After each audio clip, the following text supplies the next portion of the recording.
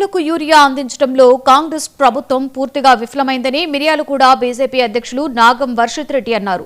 కేంద్రం 266 రూపాయలకు యూరియాను అందిస్తుంటే బ్లాక్ మార్కెట్లో అక్రమంగా 500 రూపాయలకు విక్రయిస్తున్నారని చెప్పారు. ఢిల్లీకి మూటలు మోసేందుకే కుంభకోణాలకు పాల్పడుతున్నారని ఆరోపించారు. జిల్లాలో ఎక్కడ చూసినా దోపిడీ జరుగుతోందని నాగం వర్షిత్ రెడ్డి అన్నారు. 266 రూపాయలు ఏదైతే బస్తా యూరియా కేంద్ర ప్రభుత్వం ఇస్తా ఉన్నదో దాన్ని 500 రూపాయలకి 600 రూపాయలకి అన్ని చోట్ల కూడా బ్లాక్ మార్కెట్లో అమ్ముతా ఉన్నారు.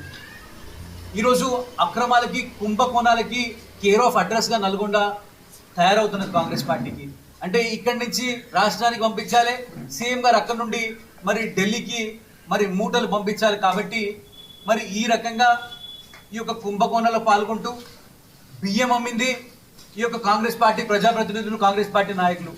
ఇదే మిర్యాలగూడలో కాపర్ అమ్మింది ఇదే కాంగ్రెస్ పార్టీ నాయకులు. మిల్లర్ల దగ్గర దోచుకోవడము, ఎక్కడ చూసినా కూడా ఈరోజు దోపిడీ నడుస్తూ ఉన్నది ఈ నల్గొండ జిల్లాలో.